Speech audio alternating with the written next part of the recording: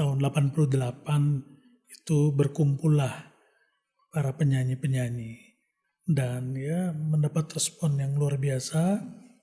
Waktu itu paduan suaranya ada 175 orang. Itu disebut paduan suara raksasa ya.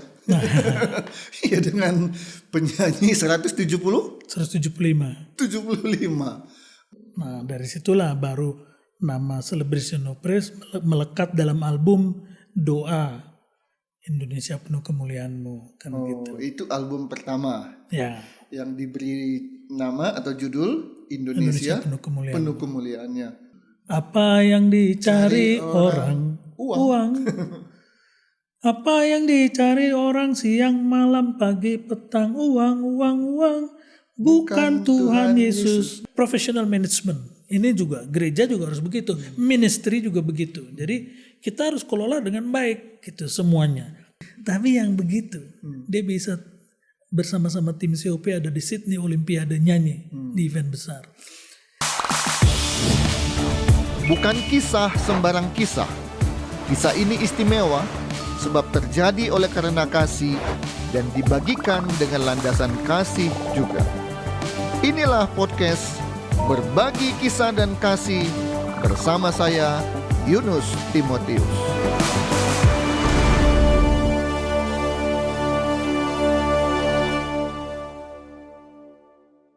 Puji Tuhan, kita bertemu kembali para penonton di podcast Berbagi Kisah dan Kasih bersama dengan saya Yunus Timotius.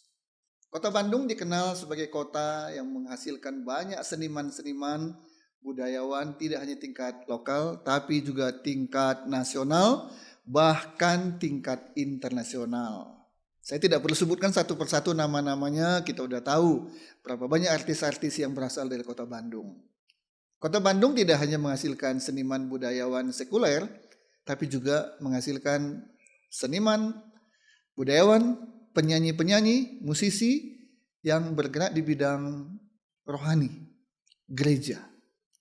Di antara sekian banyak anak-anak Tuhan yang berkecimpung di bidang seni, khususnya vokal dan musik, maka tercatat dalam sejarah di kota Bandung ada sebuah kelompok, sebuah grup yang bernama COP, singkatan dari Celebration of Praise. Saya sudah 60 tahun lebih, jadi yang seusia dengan saya pasti bisa bernostalgia dengan podcast kita kali ini. Nah, apa itu COP? Siapa pendirinya? Bagaimana kiprahnya selama sekian, mungkin kalau saya tebak mungkin 30 tahun ada ya. Oke, kita tidak berlama-lama lagi, segera kita temui tamu saya kali ini, yaitu Bapak Pastor Batara Sihombing. Ayo, Pak Batara, apa kabar? Baik. Puji Tuhan. Akhirnya ketemu juga Pak di sini, Pak. COP, Celebration of Praise. Saya pertama kali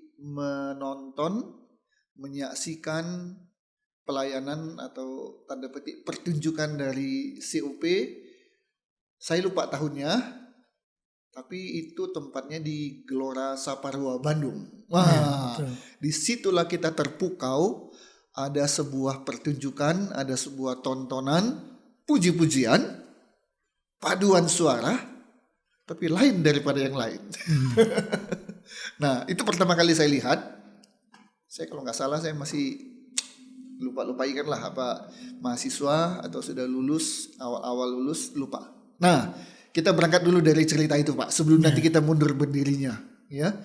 Pak Batara masih ingat itu di Gelora Saparua? Iya, itu tahun 88. Tahun 88. Ya. Oke, apa yang terjadi waktu itu, Pak? Karena saya penonton, Bapak yang tahu bagaimana pertunjukan itu bisa berjalan. Iya. Jadi sebetulnya memang tahun-tahun itu di akhir 80-an itu kan kegerakan praise and worship itu melanda Indonesia. Jadi bukan hanya di Bandung, di Surabaya, di Jakarta, di Medan, dan di Bandung ya COP ini. Jadi bulan Oktober tahun 88 itu berkumpullah para penyanyi-penyanyi. Dan ya mendapat respon yang luar biasa.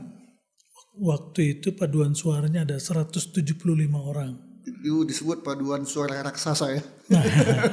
Ya dengan penyanyi 175. 175. Waktu itu tuh mengambil panggungnya itu di bagian ini ya. Bagian Jadi wow. penuh di atas ininya, stage-nya itu Iya, di atas, trapnya betul. itu dipakai Jadi semua. tanpa panggung di bawah. Iya, Ya, mereka di atas. di atas. Jadi trap. berterap gitu kan. Sebenarnya yang membuat berbeda kan ini kan mereka menyanyi pakai gerakan, Tuh, dengan koreografi ya. musik, ya. Terus gitu. kostum. Kostum. Itulah pertama kali saya mewakili penonton. Itu kostumnya bisa berubah, tapi masih ada di tempat. Tidak turun dulu untuk ganti kostum. Dan itu kemudian diikuti lah. Sekarang udah biasa kan. Satu kali pertunjukan orang yang sama dengan kostum yang berganti-ganti. Itu ide dari mana waktu tahun 88 loh Pak?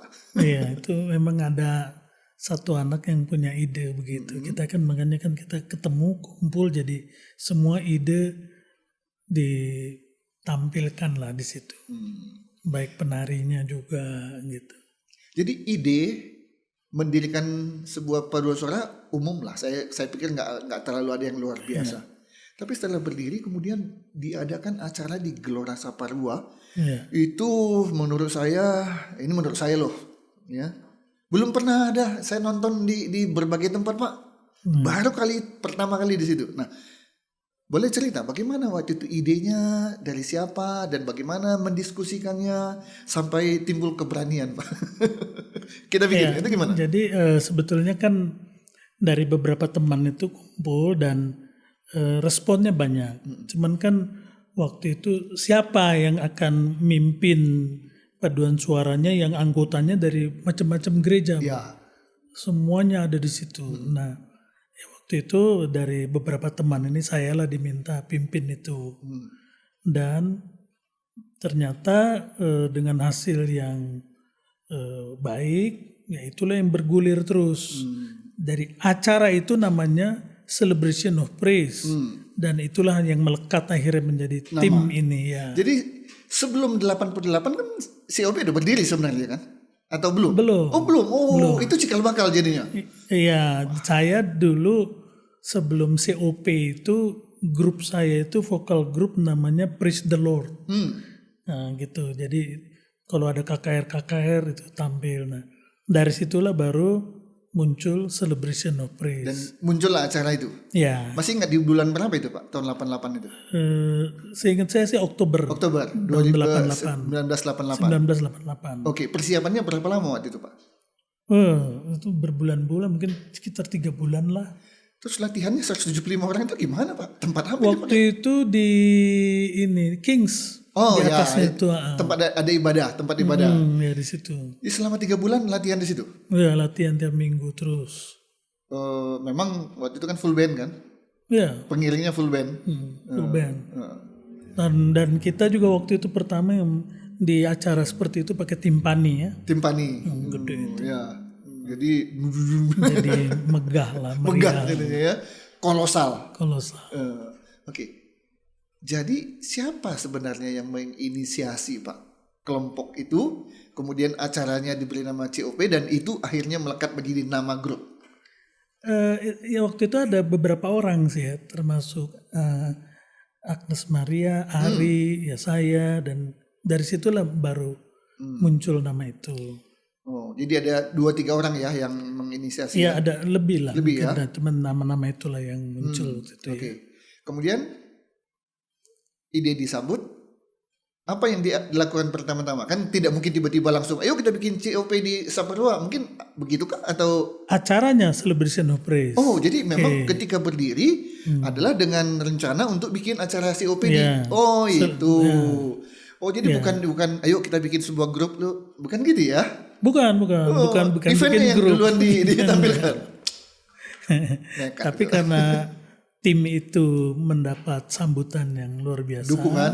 Jadi kita tahun depannya bikin lagi, tahun depannya bikin lagi, akhirnya itulah menjadi Dan seiring dengan itu memang di dalam perjalanan itu ya Tuhan bicara sama saya untuk bikin album. Nah dari situlah baru nama Celebration of Praise melekat dalam album Doa Indonesia Penuh Kemuliaan-Mu kan gitu. Itu album pertama. Ya. Yang diberi nama atau judul Indonesia Penuh Kemuliaan. Penuh Kemuliaannya. Masih ingat Pak lagu pertamanya apa? Yesuslah Tuhan yang layak ditinggikan, layak disembah oleh suku-suku bangsa. Itu kan booming ya ke seluruh Indonesia bahkan ke luar negeri juga. Referennya?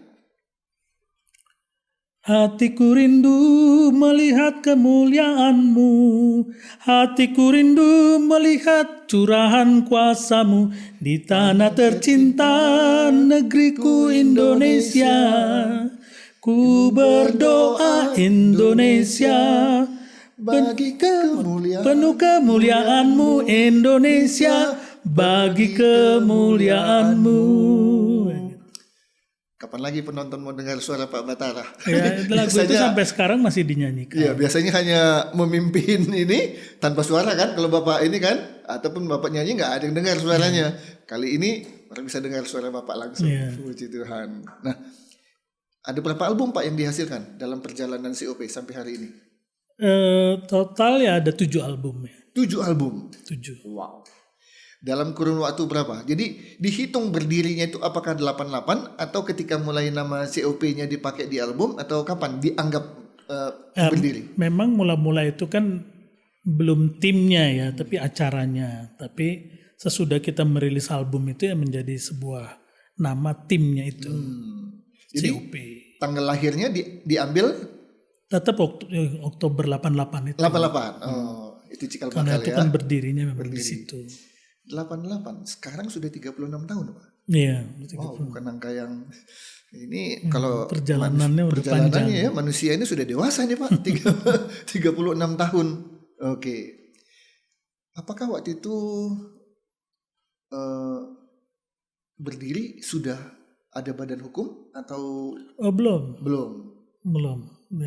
Hanya kelompok saja ya. Kelompok. Nah, kemudian dalam perjalanannya badan hukum. Bentuknya apa? Yayasan. Namanya? Cipta Olah Persada. Cipta Olah Persada. COP. Tetap COP. Ya kan dia kalau badan hukum itu nggak boleh Inggris. Secaranya nggak boleh Inggris kan. Cipta Olah Persada. Oke, cipta kita tahu Pak. Olah ya mengolah. Kreasi lah. Berkreasi. Kenapa persada Pak? Ya, ini persada ini kan ya menyeluruh lah ya bumi ini ya semua kan persada kan gitu. Ya. Salah satu ciri khas ketika Celebration of Praise ini perform menggunakan satu pakaian daerah. Kedua membawakan juga lagu-lagu daerah. Ya. Betul Pak? Iya betul. Namun begini, sebetulnya awal mulanya nggak begitu. Awal mulanya kan itu kan lagu-lagu praise and worship. Waktu itu kan yang booming itu Integrity Hosana. Lagu-lagu Integrity Hosana, lagu-lagunya Don Moon kan gitu ya. Sandy Petty waktu itu. Nah, kemudian tahun 91 itu yang Tuhan ingin supaya kita ya bikin album doa tahun 91. Itu album pertama ya? Ya, album doa. Nah, itu memang sesuatu yang Tuhan bicara ke kita tim puji-pujian untuk buat album, tapi Tuhan bicara juga ke para pendoa di Semarang, di Ungaran, untuk buat satu acara doa, rally doa. Jadi saya ketemu waktu itu di rumah Om Damaris, ketemu Pak Bambang Budianto, dan kemudian ya kita sama-sama surprise kok Tuhan bicara sama para pendoa untuk berdoa bagi bangsa, dan Tuhan bicara sama kita untuk bikin album doa. Ketemu kita sama-sama surprise dan akhirnya dibuatlah tahun 91 itu tahun doa nasional, dan kita keliling sama tim doa dan tim pujiannya keliling Indonesia waktu itu. Ada Om Damaris, ada Kayer, Bambang Budianto, Almarhum Samuel, Yarim. almarhum Samuel Elkana, gitu semua itu kita sama-sama keliling, gitu ya. Jadi sampai ke Papua, sampai ke Manado, ke Brastagi, semua kita keliling gitu. Sumatera Utara. Semua. Itu yang menginspirasi untuk akhirnya muncul penampilannya dalam bentuk kostum daerah. Belum juga. Belum. belum. Nah, ini Jadi bergulir terus doa itu kan udah beberapa album. Nah, waktu kami diundang ke Jerman tahun 95. wah, ini sudah mulai Ya, udah antar benua ini. antar benua. Bukan antar negara lagi. Ya, jadi Maaf, apakah itu adalah kunjungan pertama ke luar negeri ke Jerman atau sebelumnya sudah ada? sebelumnya ke Malaysia sama Singapura. Oh, sudah ya. Oke, Iya. jadi ini bukan yang pertama kali ke luar negeri. Ya. Tapi ada khusus ke Jermannya. Oke, Ya, lanjut ini, Pak. tapi ini kan khusus diundang oleh ini, gitu kan. Jadi waktu itu 50 tahun Indonesia merdeka tahun 95, kami diminta untuk menyanyikan lagu-lagu kebangsaan dan lagu daerah. 3 hari berturut-turut di Aachen, Jerman. Di kedutaan besar. Bukan. Di kota Aachen. Oh. Kan yang ngadakannya mahasiswi Indonesia, Belanda, Prancis, beberapa yang lain itu bikin acara di Aachen, Jerman. Nah, waktu itu Pak Bambang Budianto juga ada di situ ya. Nah, jadi 3 hari berturut-turut kita menyanyikan lagu-lagu daerah dan lagu kebangsaan. Lagu kebangsaan bukan, kadang-kadang orang suka salah persepsi, bukan lagu Indonesia Raya sih udah pastilah. Tapi lagu kebangsaan itu ya Padamu Negeri, Rayuan Pulau Kelapa, Rayuan Pulau Kelapa, Indonesia Lagu-lagu Tanah Air wajib lah ya. Beta, ya gitu kan. Jadi itu kita bawakan. Nah, jadi pada waktu saya melayani di Belanda, ini ada kisahnya ini. Jadi dari Jerman, berikutnya Belanda. Nah, pada waktu saya pelayanan di Belanda sama istri saya, selesai saya khotbah, ada orang dapat penglihatan. Dan dia minta waktu khusus sama pendetanya untuk bicara sama saya. Jadi kita bicara berempat. Kemudian dia bilang begini, saya melihat ada pesawat yang ditumpangi oleh Bapak Pendeta ini, dia masuk ke awan-awan dan hilang. Wah, ini udah mulai serius. Pesawat hilang. Dan dia bilang kemudian setelah itu ada pesawat lagi muncul. Gitu. Nah itu pendetanya langsung ya, Pendeta Ricky Pinontoan bilang, bagaimana Pak Pendeta, apa besok jadi pulang nggak? Karena besoknya harus pulang. Saya terus terang agak bingung waktu itu. Saya merenung sebentar, saya cuman dalam perjalanan pelayanan saya, Tuhan kalau ingin bicara sesuatu yang besar, bukan dalam sekejap. Dia akan bicara, dia akan kasih pengertian-pengertian. Jadi saya bilang, saya pulang. Saya bilang. Dan ternyata emang Gak ada apa-apa. Besoknya saya sampai di Bandung, ditelepon dari Belanda. Nggak apa-apa. Ya. Nah, tapi dari situ saya punya pengertian bahwa pelayanan COP yang tadinya itu selalu lagu doa gitu, mulai dengan lagu-lagu daerah. Dan sejak itu sampai sekarang kita ke Melbourne, kita ke Sydney, kita kemana-mana, ke Singapura, Korea, China itu menyanyikan lagu-lagu daerah dan kebangsaan. Sampai sekarang dikenalnya itu. Jadi apa boleh bergeser, bukan lagi ke lagu-lagu rohani atau kombinasi? Kombinasi, gitu. Jadi biasanya habis nyanyi lagu-lagu daerah, kita ajak semua berdoa bagi negeri yang kita cinta, yang terdiri dari banyak suku-suku dan budaya. Kita mendoakan mereka semua. Itu makanya dari album yang pertama kan, Selamatkan Indonesia, Selamatkan Indonesia, kan gitu. Itu album keberapa?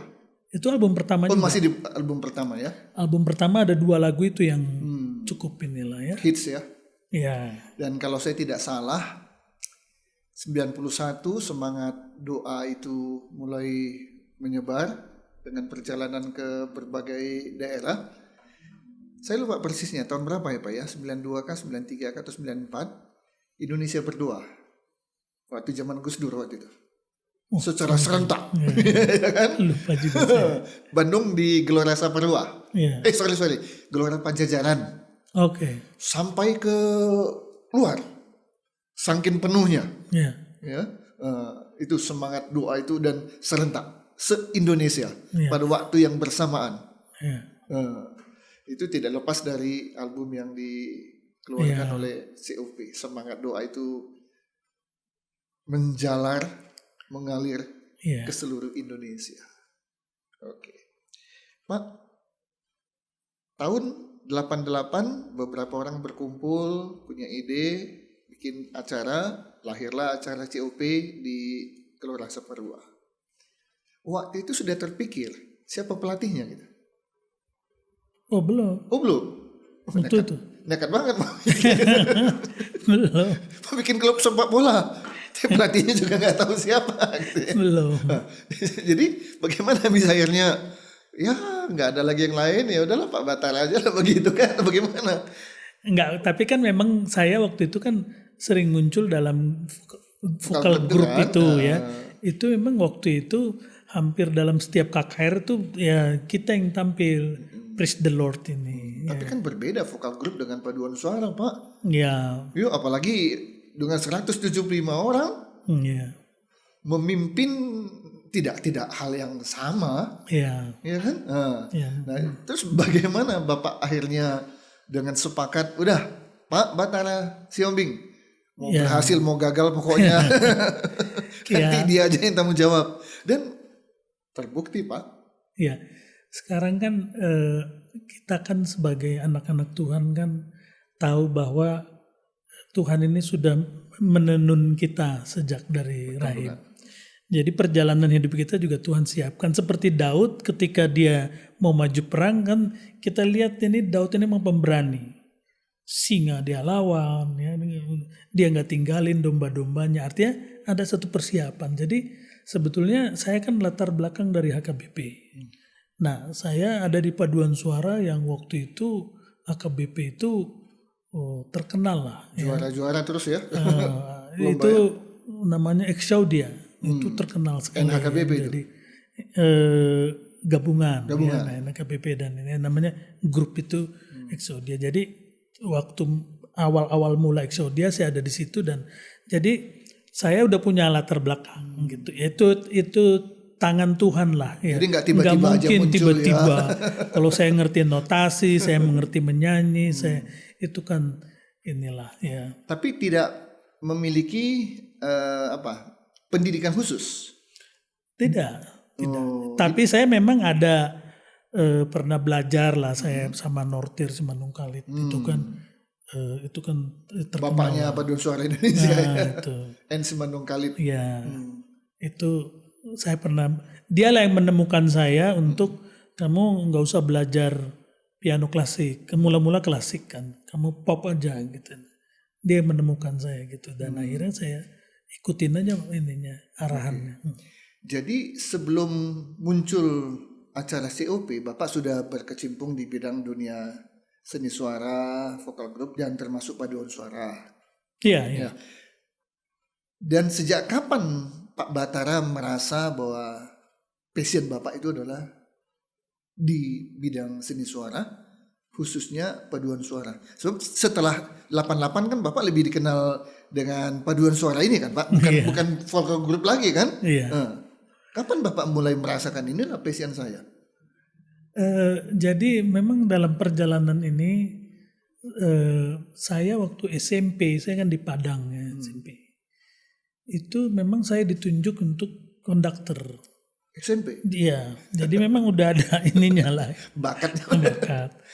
Nah, kemudian di SMA Padang Don Bosco saya ketua kesenian. Jadi ada lah ininya. Nah pada waktu di COP ini kan sebelumnya saya vokal grup. Di COP ini ketika mulai itu memang saya pernah memimpin paduan suara juga di Bandung ini. Ya waktu itu di teman-teman YPIB. Nah, saya memimpin paduan suara. Nah, jadi ketika COP ini paduan suaranya mulai, ya saya melihat disitulah saya menemukan kembali karena ketika pertama saya kuliah sempat hilang itu aktivitas itu. Saya menemukan kembali dan sampai sekarang, dan apalagi setelah saya COP ini menyanyikan lagu-lagu daerah, saya menemukan kembali sesuatu yang luar biasa dalam lagu-lagu daerah dan kebudayaan Indonesia. Di tengah kesibukan Pak Batara ya, karena memimpin sebuah grup kesenian, apalagi aktivitasnya nggak hanya di kota Bandung, tapi Indonesia, bahkan internasional. Bapak kan bekerja waktu itu Pak ya, full time di sebuah perusahaan kan? Ya sempat. Ya. Nah, bagaimana itu bisa? Jadi awal mula itu kan sambil berjalan bersamaan, gitu kan, karena sampai 88 waktu munculnya COP itu kan saya masih kerja. Mula-mula dosen, kemudian dipindatkan ya. Nah, disitulah saya merenungkan bahwa ini ya, kalau mau maju mau apa ini harus dipilih. Harus fokus ya. Harus fokus gitu. Jadi, nah atas bimbingan Om Damaris juga almarhum. Nah akhirnya saya full time. Itu juga ada kisahnya itu kan. Ya, bisa dikisahkan. Jadi waktu itu saya ada tugas yang kan saya kepala sub bagian, ya sub departemen. Jadi itu kerja saya dari pagi sampai malam, tidak ada libur Sabtu dan Minggu. Karena produknya itu harus selesai, dikejar waktu, jangan sampai kena penalti ya, kena denda. Jadi saya mengawasi anak buah saya kerja dari pagi sampai malam. Sampai jam 9 malam, tiap hari. Di situ waktu saya menuju kantor, disitulah saya merasakan kelelahan bukan hanya fisik tapi psikis, mentalnya ya. Nah, waktu saya nyetir mobil saya di tengah jalan, saya nggak coba saya mau nyanyi apa ya Tuhan, enggak, tiba-tiba muncul aja lagu waktu saya sekolah minggu. Apa yang dicari orang uang. Apa yang dicari orang siang malam pagi petang, uang. Bukan Tuhan Yesus. Nah, ayat 2-nya, siapa yang dicari Tuhan? Saya orang berdosa. Nah, waktu itu saya langsung udah gak tahan, saya pinggirkan mobil, saya nangis. Dan saya tahu itu detik itu, saat itulah Tuhan panggil saya untuk melayani sepenuh waktu. Ingat tahun berapa itu Pak? Itu tahun 89. 89, setelah COP-nya. Setelah berjalan. Karena itu sudah berjalan. Jadi di situ saya merasa, dan tanggal 4 Desember 89 saya menyerahkan hidup saya sepenuh waktu. Belum bergabung di sebuah gereja, belum. Pokoknya saya menyerahkan hidup saya dan melayani. Dan dari situlah, jadi kenapa saya bisa sampai melanglang buana ya, kalau saya kerja di boro-boro kemana-mana. Bagaimana? Bagi waktu itu latihan aja. Mana Pak Batara? Jam 9 baru selesai kerja. Iya, nggak bisa. Jadi nggak bisa ya. Nah, jadi saya bisa pelayanan ke sana ke sini ya, karena saya udah ini ya. Ada pergumulan Pak waktu itu karena artinya tidak ada income. Iya. Ya kan? Sementara pengeluaran udah pasti. Iya. Apa yang membuat Bapak waktu itu, ya ada panggilan sih, ada panggilan gitu ya. Berani ngambil keputusan resign. Sebetulnya begini ya Pak, kita nih angkatan kita ini, zamannya dulu ya, pengkhotbah itu kalau nantang di lapangan itu kan menyerahkan hidup sepenuh waktu, itu yang maju ratusan itu. Jadi kita dulu kan kalau mau menyerahkan hidup ya menyerahkan hidup, itu kayak nggak pakai pikir lagi gitu. Sesudahnya gimana kan, gitu. Jadi ya beda sama zaman sekarang. Orang menyerahkan hidup itu ya jadi full time di gereja kan begitu. Kita kan dulu enggak. Nggak mikir dapat apa, dikasih apa. Enggak. Nah jadi pada waktu itu enggak lama sudah itu ada teman pelayanan itu datang ke Bandung dari Belanda. Dia kaget saya ini, padahal tadinya saya kerja, dia kaget sekali. Ini orang Belanda. kita nggak ada ngomong apa-apa, tapi semenjak itu setiap bulan dia support saya. Itu saya juga bingung bagaimana. Itu cara Tuhan ya. Nggak ada janji. Tuhan pelihara. Ya kan? Tuhan pelihara. Ya nggak besar tapi ya. Pokoknya ada yang menunjang Ada kan? yang itu kan. Itu bukti bahwa Tuhan menyertai. Iya. Ya, itu yang paling penting kan? Bukan karena besar atau kecilnya. Jadi sampai beberapa tahun itu dia kirim. Disupport, Dan ya? saya cukup surprise-nya kalau orang-orang entah gimana gitu ya di barat gitu, itu sesuatu yang kalau dia udah komit ya komit terus aja gitu, nggak pakai kayak muncul tak muncul gitu, ada tak ada gitu. Timbul tenggelam. Tenggelam. Ya saya mensyukuri aja semuanya itu. Jadi sampai hari ini usia 65 ya Pak ya? Saya 65 tahun. 36 tahun yang lalu sudah dilalui. Ada pernah terbersit kata menyesal Pak? Kita manusia ini tubuh, jiwa, dan roh. Selalu itu datangkan dari tubuh ya. Kan selalu kan begitu. Roh penurut ya, daging lemah kan gitu ya. Jadi kalau kita bilang enggak itu rasanya kita nggak punya daging, kayaknya udah nggak punya daging. Sempurna banget gitu. Ya, saya selalu ingat ada momen-momen. Ya, jadi kalau saya lihat tokoh-tokoh di Alkitab, Abraham, Yakub, dia kan ada momen di mana pertemuan ilahi dia sama Tuhan. Nah, saya coba kembali ke titik itu. Bagaimana Tuhan panggil saya, bagaimana ketika saya juga waktu berhenti merokok itu ada suara Tuhan audible di sini. Saya kembali bahwa ada Tuhan ya menyertai saya gitu. Saya kembali ke titik itu aja gitu. Jadi bagi saya itu monumen dalam hidup saya. Walaupun banyak peristiwa tapi ada titik-titik yang saya pegang itu. Jadi sebenarnya simple ya Pak ya, bahwa hidup ini nggak mungkin lah baik terus. Iya. Enak terus. Tuhan izinkan juga kita menghadapi kesulitan-kesulitan, masalah-masalah. Tapi kuncinya satu, dekat sama Tuhan. Iya.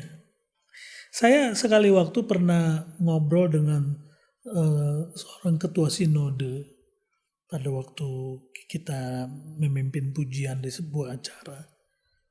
Dan ketua sinode ini dia pengajar Alkitab udah bukan kelas Indonesia lagi, internasional. Jadi pada waktu itu mau mengajar ke suatu negara yang waktu itu lagi perang. Bukan Israel, bukan. Lagi perang. Nah, terus dia ngomong begitu natural, begitu biasa gitu ya. Dia bilang, tapi itu negara lagi perang ya, saya takut juga ya. Saya dengar pendeta ini pendeta begitu polos gitu ya. Enggak rasanya kayak dia Superman gitu. Manusiawi ya? Manusiawi, kayak manusia. Saya mau tunda dulu gitu. Saya pikir manusiawi dan saya pikir saya mau seperti itu aja. Ya kalau ada orang mau dengan cara lain terserah. Tapi saya mau seperti itu aja. Kalau saya ini karena Tuhan Yesus pun pernah mengatakan itu. Hatiku takut seperti mau mati rasanya. Kalau kita bilang, masuk Tuhan Yesus ngomong begitu. Dia berkeringat seperti peluhnya mengeluarkan darah. Jadi saya pikir saya mau yang seperti itu aja. Jadi hamba Tuhan begitu. Tapi kenyataannya saya jalan terus. Gitu kan. Jadi ya bukan dengan kekuatan saya tapi dengan pertolongan penyertaan Tuhan. Dan tidak perlu juga bersandiwara ya. Perlu juga. Ya kan? Jaim kan? Iya. Ya kalau memang kita lagi menghadapi kesulitan, agak sedikit down, ya akui saja kan? Iya. Dan kemudian minta bantuan doa. Ya itu. Daripada ada masalah? Enggak. Saya lebih suka begitu. Apa adanya ya? Ya. Oke. Pak, bagaimana bisa mengumpulkan sekian banyak, sekian belas, puluh, ratusan anak-anak muda dari berbagai gereja, di mana anak muda itu kan nggak suka diatur ya Pak ya. Pengennya bebas gitu, nyanyi pun ya, sedangkan paduan suara ada partiturnya, ada jadwalnya, nggak bisa latihan, nggak gitu kan. Bagaimana Bapak bisa mengatur sehingga akhirnya bisa jalan gitu? Tentu ini semua ada kebutuhan. Pasti ada orang-orang yang senang bernyanyi. Nah, ini yang harus dijawab oleh gereja. Di 2 Tawari 5, disitulah dibilang mereka mengangkat paduan suaranya waktu bait Allah ditabiskan. Kata paduan suara itu ada di situ. Jadi sebetulnya gereja harus memberi tempat. Maksud saya gereja ini bukan gereja yang ada gedung, ada organisasi ya. Semua pelayanan-pelayanan ini harus memberi tempat supaya orang-orang ini terlibat dalam sebuah pelayanan. Kan begitu. Ya kita bilang ladangnya luas, pekerja sedikit. Ya kalau kita nggak, karena saya kan dulu kerja. Bagi saya, anak buah saya tidak boleh tidak kerja, saya yang harus arahkan mereka. Ini yang harus dikerjakan, ini yang harus dikerjakan, ini yang harus dikerjakan. Berarti kita yang harus mengarahkan atau menyediakan pekerjaan dalam tanda kutip ya. Begitu. Nah, gereja juga harus begitu, pendeta juga harus begitu. Dia yang harus ini. Lah kalau orang disuruh tapi nggak ada yang mau dikerjain gimana? Nah, jadi dalam hal ini saya pikir ini orang-orangnya ada yang suka nyanyi ya. Sebagai contoh aja begini. Jadi sekali waktu saya lagi ada mau tidur, belum tidur apa, kadang-kadang kita masih merenung begini. Tuhan nih ngomong, kamu tuh ya nggak ngapa-ngapain aja ya, seperti sekarang ini lagi mau tidur, kamu tidur juga. Ini dari seluruh Indonesia datang ke kota Bandung, mau belajar, mau sekolah, kamu nggak ngapa-ngapain. Mereka berdatangan. Kamu mau bikin apa? Ya juga ya. Gitu ya. Iya juga ya, saya pikir iya. Terus peran kita apa sebagai hamba Tuhan? Berarti ini yang harus kita ini. Jadi betulnya kalau kita buat ininya, template-nya buat apa? Mereka akan ini. Itu makanya gereja harus menyediakan tempat template supaya anak-anak muda ini ya bisa berperan. Kreativitas mereka itu tertampung. Saya nggak sekali dua kalau lagi khotbah di gereja saya bilang coba dalam lagu ini dancernya keluar dong, nari begini. Saya bilang saya kasih tahu gitu, sedikit memberi pesan diselipkan begitu supaya saya masih agak jarang melihat gereja dengan modern dance-nya. Saya melihat masih agak jarang. Jadi saya pikir kalau enggak nanti mau kemana mereka? Sementara ini atmosfernya ini, suasana ngedance ini di luar ini kan lagi rame-rame. Sekarang kan banyak studio dance itu sekarang banyak. Lah ini anak-anak kemana kalau kita nggak menyediakan tempat? Jadi tadi masalah mengumpulkan. Sebetulnya orang-orang yang ada. Yang penting sekarang kita menyediakan tempat dan tempat ini kita juga yang harus mengusahakan. Ya misalnya kita ini menganalogikan gitu kan, ayo bikin dong usaha gitu, kita bilang UMKM bikin, ya, mereka kerja bikin, terus mau dijual kemana? Ya kan kita yang harus cariin pasarnya. Iya, mau kemana? Nah sekarang ini udah ada, mereka udah latihan apa, terus mau kemana? Ya kita lah yang ini dibikin begini, dibikin masa begini, latihan begini. Tapi nggak ada penampilan. Gitu. Jadi kita tuh udah ada ya. Ya puji Tuhan sekarang event-event yang kita iniin ya inilah ya, kayak kemarin baru-baru ini kan Indonesia berdoa kan ya, COP juga tampil sana, International Conference IFGF kemarin juga kemarin ya. International Conference-nya IFGF juga awal Agustus kan kita juga yang ngisi ya. Jadi Pak, mengumpulkan sejumlah anak-anak muda ternyata tidak susah ya. Ya gampang-gampang susah. Gampang-gampang susah ya, tapi lebih banyak gampangnya ya. Jadi begini Pak, kalau misalnya mahasiswa atau SMA atau gereja itu agak lebih mudah karena mereka datang ke gereja, karena mereka datang ke kampus, karena mereka datang ke sekolah. Kalau kita kan enggak. Nah, jadi ini memang kita harus kuat ini untuk antar kitanya ini harus kuat supaya mereka kan nggak ada kewajibannya istilahnya ke COP, lain ke kampus ya. Nah, itu yang harus kita kuat dan mereka merasakan bagaimana dari talenta mereka bisa tersalurkan. Kalau itu ketemu jadi, Pak. Pak, Dari dulu sampai sekarang, kalau saya tidak salah ya, anggota COP ini kan semua rata-rata generasi muda kan. Betul. Nah, nggak ada yang 40-50 tahun jadi anggota kan. Biasanya anak muda. Biasanya anak muda. Tapi oke. ada juga, Pak. Sekarang ada juga. Ya itu ketutup Satu, lah ya, dua, sama, ya. sama ini ya. Oke. Lebih banyak yang muda-muda. Nah, kalau dia adalah anak muda, kuliah, setelah lulus kan dia kerja kemana-mana. Nggak mungkin kan terus-terusan anggota setia ini sejak tahun 88 sampai tahun 2024 terus nyanyikan nggak mungkin. Nah, bagaimana regenerasinya ini, Pak? Jadi memang kan ada yang sekarang udah pindah ke kota lain pun ya. Ini kan ada lagi anggota baru gitu. Nah, jadi memang dalam hal ini kita ini harus juga keanggotaan itu menjadi ya kita harus kelola, kita harus manage lah Jadi gitu. tidak Ini bisa dia, lagi nggak hanya bisa. asal-asalan ya. Nggak bisa, Pak. Harus profesional. Ya, sekarang kita harus begini. Dalam mengelola sesuatu, gereja juga, ya pelayanan kayak begini, yayasan gini, kita harus lihat bahwa ada 3 hal penting di situ yang harus kita perhatikan. Kreativitas gitu atau keindahan.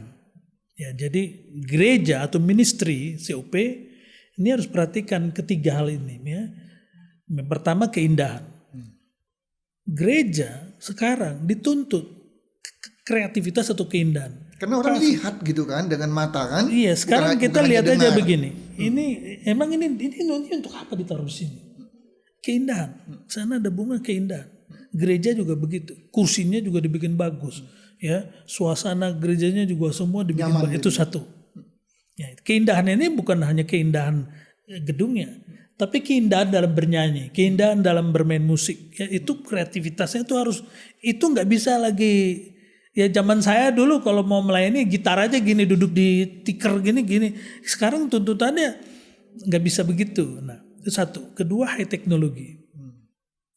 Kita sekarang menggunakan high teknologi. Ya. Sekarang kita punya studio sendiri. Dulu harus punya TV. Ini enggak sekarang. Semua bisa. Tapi kita harus memahami teknologi. High teknologi. Kalau enggak gimana? Ketinggalan. Saya kalau ngajar juga gitu. Udah semua presentasi saya udah nggak pakai kabel lagi ya, udah pakai wifi, suara pakai bluetooth, semua begitu. Itu 2, high teknologi. Ketiga, professional management. Ini juga gereja juga harus begitu, ministry juga begitu. Jadi kita harus kelola dengan baik gitu semuanya. Nah ini baru bisa jadi. Kalau kita bisa berjalan ini sampai 36 tahun, kalau ketiga hal ini nggak ada, wah bagaimana mungkin gitu. Jadi keindahan harus terus dipertahankan, Iya, teknologi dimanfaatkan, iya. dan kemudian manajemen profesionalisme harus terus. Nah, iya. Jadi kita ini nerapin ada 3 secara manajemen keuangan juga, manajemen dalam pelatihan, manajemen kan semua gitu. Gitu. Baru bisa menghasilkan sebuah produk yang bagus dan kontinuitas. Iya. Kalau enggak ya bagus setahun, setelah itu hilang kemana, udah bubar. Iya. Terus bisa bertahan menjaga Iya. kualitas dan kontinuitas. Iya. Oke, Pak. Tadi bicara soal musik, aransemen. Kan kalau paduan suara tradisional kan hanya suara saja kan, Iya. tanpa musik. Paling bandar ya apa pakai piano. Iya. Tapi COP kan tidak, full band. Full musik ya. Nah, kan bukan cuma sekedar ngeband, tapi paduan suara, ada aransemen sendiri, musik pun ada aransemen sendiri. Memadukan itu tidak mudah, Pak. Iya. Nah, ini bagaimana ini? Bagi cerita, bagi kisah. Memadukan waktu latihan, bikin aransemen musiknya, sehingga padu dengan paduan suaranya. Bagaimana, Pak? Ya awal mulanya kan kita nyanyikan dari yang sudah ada, baru kita modifikasi jadi gitu. Jadi dan saya nggak berdiri sendiri. Jadi ada beberapa anak-anak nih kayak koreografi, dancer itu ada sendiri, musik ada gitu. Jadi vokalnya ya saya ada di situ. Jadi kita semua sama-sama gitu. Partiturnya, Pak, kan paduan suara umumnya ada partitur. Tapi lagu-lagu pop kan tidak ada partiturnya kan? Iya. Apalagi disajikan dalam bentuk paduan suara. Iya. pecah minimal 4 suara, ada 6 suara. Itu bagaimana Pak partiturnya ini Pak? Sebetulnya ada juga yang kita buat, nah, tapi ada juga yang udah jadi. Nah, kita makanya kita ada namanya dalam manajemennya itu search and develop, SND kita bilang begitu. Jadi harus ada orang yang nyari ini, wah ini bagus nih, wah ini bagus nih gitu. Jadi nggak bisa diem, bergerak terus ya? Harus, baru di develop. Gimana nih? Oh dibikin begini. Oh kita jangan bagi sekian suara bikin begini aja gitu. Di bagian ini kita rubah gitu. Ya puji Tuhan lah Pak. Jadi kita juga perjalanannya udah kemana-mana sih. Habis bukan 1, 5, 10 tahun, 36 tahun. Tahun 2000 kan kita diundang ke Sydney Olimpiade. Oh. Diundang. Jadi udah banyak. Dari tahun 2004 sampai sekarang, sampai kemarin, tiap bulan Desember diundang sama Singapore Tourism Board nyanyi setiap bulan Desember. Di Orchard? Orchard Road. Iya, nyanyi gitu. Saya berkesempatan tahun berapa ya? Sempat Natal tanggal 25 di Pastor Konghi. Mau lihat COP. Tapi berapa hari di sana nggak tahu apakah waktu itu COP tahun itu absen kah? Saya nggak tahu enggak, ya. Selalu ada. Itu tahun berapa ya waktu itu ya? Tidak ketemu waktu itu dengan COP. Padahal pas tanggal 25 Desember itu kami ikut apa di sana ya. Oke. Jadi itu agenda tetap jadinya ya Singapura ya. Iya, ini juga udah diundang lagi nih. Jadi sejak tahun berapa itu dimulai? 2004. 2004. Wow. Tiap tahun. 3 ya? Tahun berhenti waktu Covid kan. 2020, 21, 22. Iya. 23 mulai lagi. Pak, bikin itu relatif mudah, mempertahankannya agak susah. Iya. Bagaimana bisa bertahan 36 tahun dengan aktivitas sepanjang tahun, walaupun tidak tiap bulan tapi cukup padat, apalagi keluar daerah, keluar negara, semua butuh dana. Iya. Bisa kisahkan bagaimana ini mengenai keuangan, Pak? Memang dalam hal ini manajemen keuangan ini kita yang paling berat lah, karena ya kalau gereja kan ada source-nya kan, ada. Kalau kita kan enggak gitu kan. Jadi ya tapi puji Tuhan lah anak-anak. Yang penting gini, kalau gereja besar, dia bisa punya event besar, sehingga para penyanyi pemain musik itu merasa adalah rasa kebanggaan, ada rasa apa ya gitu. Nah, salah satu visinya COP ini menampung para seniman-seniman ini dalam satu wadah sehingga kita bisa eksis di event-event besar. Ini saya hanya memberi contoh Pak ya, bukan mau apa ya. Gereja di Bandung ini yang bisa Natalan di Sabuga itu kan hitung jari. Hitung jari. Karena sewanya aja udah berapa? Nah, tapi dengan adanya COP, dia mau dari gereja kecil di pinggiran, di luar Bandung, di pinggiran lagi, di luar dan di pinggiran lagi. Ketika mereka ada di COP, mereka bisa ikut di event-event besar. Sebagai contoh Pak, ini kan kalau anak-anak nih kalau ngomong tuh ya gurauannya kadang-kadang. Tapi saya nggak mau ini ya, saya biarlah mereka dalam. Ini saya bilang, kamu tinggalnya di mana? Cimahi. Itu ada yang nyeletuk tuh, bukan Cimahi bang, Cimahi coret tuh katanya gitu. Tapi yang begitu, dia bisa bersama-sama tim COP ada di Sydney Olimpiade nyanyi di event besar. Apakah penyanyi-penyanyi atau anggota dari COP ini menerima PK? Ini agak sensitif memang. Jadi saya bilang begini, ini based on ministry. Jadi kalau kita misalnya ada persembahan, nggak mungkin Pak dibagi-bagi Pak. Hitungnya aja sendiri Pak. Untuk makanya saya nggak akan kan nutup Pak. Transportasi, akomodasi. Kalau dikasih PK satu orang berapa mau dikasih? Nah jadi tetapi dengan mereka talenta mereka bisa disalurkan dalam event besar dan mereka juga melihat bahwa nggak mungkin ini dibayar sedemikian besar ya. Tapi memang ini based on ministry. Kita ini bukan seperti penyanyi-penyanyi yang inilah ya. Saya gabung tapi dapat apa dan berapa gitu ya. Ya saya pokoknya nggak mau ini ya, nggak mau menjudge gitu apa. Ya orang kalau nyanyi di wedding kan ada bayarannya, it's okay nggak apa-apa. Tapi kalau kamu gabung di COP ya begini, karena saya juga tidak juga dapat apa-apa kan gitu. Ya, betul-betul ini pelayanan. Ini pelayanan gitu. Jadi ya. Namun ada cost, ada biaya.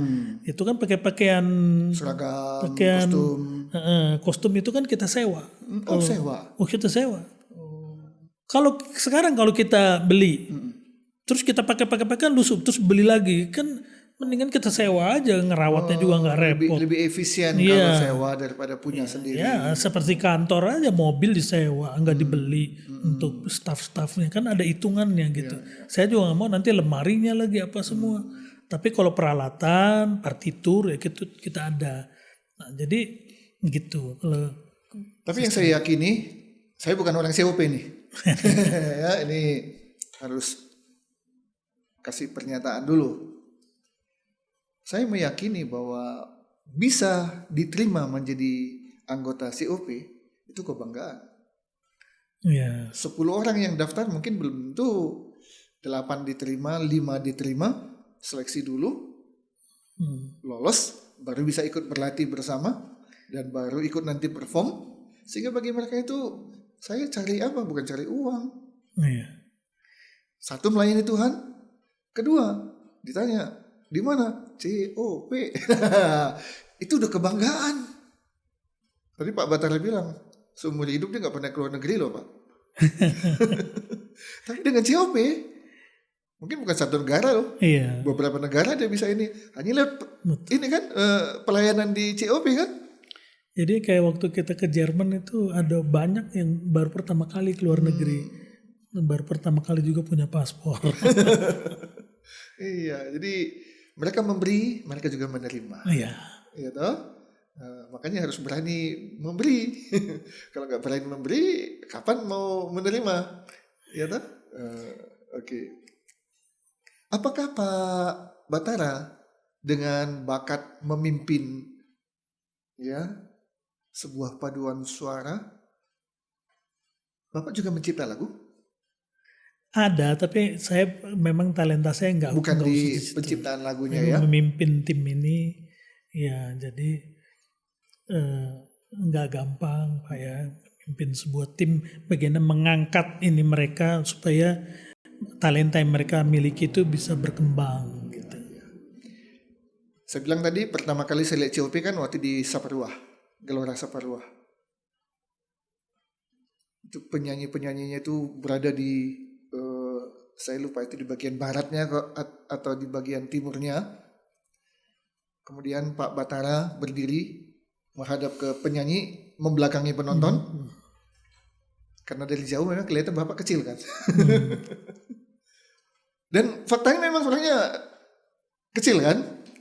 Dan yang terpikir waktu itu dan setelahnya adalah Pak Batara itu mirip dengan almarhum Elvas Sesioria. Dari posturnya, tinggi badannya, kecil tapi cabai rawit. 175 orang tunduk.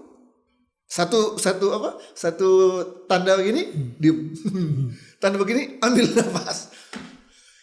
Saya pernah juga memimpin paduan suara 200 orang. 200 orang. Itu mungkin yang terbanyak. Ya, banyak. Di event apa itu Pak? Itu waktu itu saya sama Karismatik Katolik nyanyi Great Hallelujah. Oh. Pernah juga ada sebuah gereja ulang tahun di Jakarta, itu yang nyanyi segereja-gerejanya tuh, jemaatnya semua ikut nyanyi. Iya, khusus ulang tahun gereja mereka. Juga Great Hallelujah. Oke.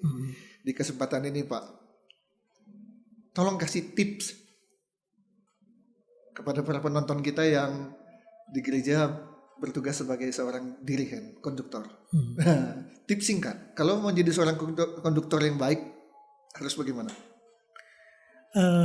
Yang pertama ini adalah bagaimana mereka harus disiplin. Disiplin. Ya. Dimulai dari konduktornya sendiri. Tentu. Kita harus jadi teladan. Gitu. Karena dalam hal ini kepandaian dalam bernyanyi bagi saya itu nomor 2 lah. Karena kalau udah susah didisiplin, susah nanti kalau orang pinter nyanyi tapi latihannya istilah kita acak adut begitu ya susah gitu. Karena ini tim ya. Tim gitu. Jadi saya selalu bilang ini bukan saya yang nyanyi nanti, yang nyanyi itu kalian kan gitu. Jadi kekompakan tim gitu kan. Nah nanti mereka sesudah itu dibuatlah ini bagaimana mereka satu sama lain ini harus merasa enjoy gitu ya, merasa enjoy dalam pertemanan ini ya. Nah ketika mereka enjoy jadi kayak sekarang lah orang main badminton kan nggak ada kewajibannya, kok orang seneng kan, enjoy, mereka seneng ya ketemu. Nah ini nyanyi juga harus begitu. Ya ini saya hanya contoh Pak ya. Saya kalau yang namanya waktu di HKBP Pak, bagi saya rasanya kalau belum ada di paduan suara belum gereja tuh kayaknya, belum anggota gereja kayak begitu tuh. Sampai kayak rasa begitu karena senang bernyanyi. Nah ini harus dibangun begitu. Jadi disiplin ini harus dibangun begitu dan nanti mengenai bagaimana mereka akhirnya menjadi pinter nyanyi Pak. Saya ini karunianya mengajar, mendidik. Ya, karena saya juga pernah jadi dosen, saya tahu karunia seperti Rasul Paulus kan pengajar.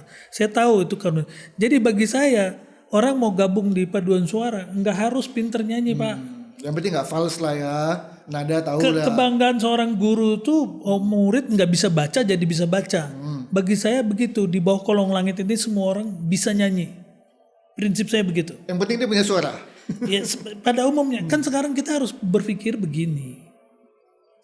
Apakah memang kita di dalam satu gereja ini memang setengahnya semua fals semua kan enggak, 1-2 aja paling. Itu pun kalau dia baca partitur itu enggak dari awal sampai akhir fals, enggak, paling di bar ke-30, bar ke-50. Karena dandanya memang agak susah. Itu bukan tone deaf, bukan tuli nada, itu kurang teliti. Dia enggak perfect di bagian itu, tinggal dilatih. Itulah bagian saya pelatih untuk mengingatkan. Nah, tapi kalau mereka udah biasa disiplin, ini kan telinga seorang konduktor ini tahu di mana fals, gampang Pak. Ini kan kita udah tahu balance sopran atau tenor bass. Begitu misalnya tenornya itu tiba-tiba kayak kehilangan suara, nah ini berarti udah nyanyinya udah nggak beres nih. Nah, kita udah tahu itu nih pasti ada yang fals, ada yang nggak bisa kebaca itu notnya. Udah. Tinggal ditegur aja, woi kemana tuh gitu. Oke, jadi menjadi konduktor itu atau dirigen itu gampang atau susah Pak? Kalau dia memang seorang konduktor ya gampang lah. Gampang Pak. Jadi gak usah takut lah ya menjadi dirigen atau belajar konduktor aja. Ya. Sekarang Pak begini. Saya ini orang teknologi. Saya waktu itu disekolahkan ke Jepang menjadi seorang programmer. Itu sulit Pak, beneran sulit itu ya. Nanti udah sampai programmer kita udah menguasai tahap 2 sampai sana belajar tahap 3 pulang lagi kayak gitu ya. Itu istilahnya bikin mesin apa gitu kan sulit Pak gitu. Jadi bagi saya apa susahnya nanganin sound system, nanganin apa susahnya, kalau kita pelajari pasti bisa gitu ya. Kita istilahnya orang bikin mobil lebih susah. Sekarang kan kita begini Pak. Kenapa kita jadi merasa susah misalnya ini dalam software, dalam apa? Kan kita kan cuma ngetik. Nah orang yang bikin laptop ini kan lebih susah. Lebih susah daripada makainya ya. Nah, jadi kita cuma pakai, kita jangan kalah ini dulu gitu. Jadi gitu. Jadi bagi saya seorang konduktor memang nggak gampang, tapi nggak bisa, pasti bisa. Ikut Pesparawi ya mula-mula kan ini jebakan-jebakannya tapi lama-lama kan juga kita gitu. Yang penting ada kemauan ya. Ada kemauan. Baru kedua kedisiplinan. Disiplinan. Baru nanti keterampilan akan nyusul. Dan ketika kita ada bersama Tuhan, adalah pertolongan Tuhan. Pak ini ada cerita lucunya begini nih. Ya. Waktu saya lagi ngajar kadang-kadang kita memberi semangat. Jadi saya bilang begini, nanti kita akan melayani naik pesawat iring-iringan. Sampai di rumah, tadi saya ngomong apa ya? Masa naik pesawat iring-iringan gitu kan? Konvoi mobil luar biasa ya. Kalau bus kan, kita waktu ke Surabaya tuh 5 bus begini. saya ngomong apa tadi kok masa naik pesawat iring-iringan gitu. Sampai rumah saya gitu. Ini saya ngomong salah ngomong nih. Nah tapi waktu kita ini dari 2004 ini ke Singapura, itu anak-anak kan tuh pintar cari harga yang murah-murah kan. Dapat 10 di sini, dapat ini, dapat 20 sini, dapat. Nah, waktu saya turun di Changi mau masuk ke imigrasi, ini anak-anak bilang, "Bang, tunggu Bang, ini 10 menit lagi landing nih," katanya. Yang pesawat berikut. Baru saya kepikir saya ngomong pesawat iring-iringan, berarti artinya kadang-kadang kita ini ngomong tapi Tuhan meneguhkan. Seperti waktu Abraham ditanya, "Di mana kambing dombanya?" Tuhan sediakan. Padahal sebetulnya detik itu Abraham bohong lu kan gitu kan. Nggak ada Tuhan meneguhkannya. Dia ngomong dengan dasar iman, Tuhan akan menyediakan. Dia bukan bohong. Ya, secara kasat mata orang bilang, "Wah, bohong." Enggak.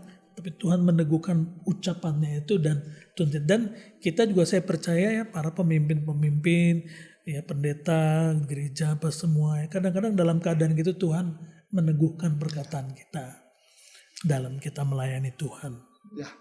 Terakhir Pak Batara, kalau penonton kita generasi muda ingin bergabung dengan COP, apa yang mereka harus lakukan? Kemana mereka harus pergi? Sekarang kita latihan di Twin Tulip di Wastu Kencana, persis di Hotel sampingnya. Bukan. Oh, Tupperware itu. Iya, itu di seberang balai kota ya? Ya, Oke. persis sampingnya Yamaha Musik, persis di situ. Di situ latihannya. Kita latihan. Sekretariat? Nah, sekretariat kita waktu COVID kan sempat berhenti dulu gitu. Jadi ya sementara sekretariat pakai di situ aja dulu. Latihan seminggu berapa kali? Seminggu sekali setiap hari Kamis jam 6:30 malam. Oke. Kecuali pada event khusus bisa ditambah. Jadi setiap Kamis malam kalau ada yang berminat untuk bergabung, minimal nonton dulu dan kemudian setelah selesai itu baru bilang, "Saya boleh ikut nggak?" Buka aja di YouTube COP Bandung. COP Bandung. Ya. Oke. Terima kasih Pak Batara. Saya jadi nostalgia kembali dengan COP. Ya pertama kali nonton tahun 88 dan sampai sekarang 2024 masih terus eksis karena Tuhan yang menyertai. Terima kasih banyak.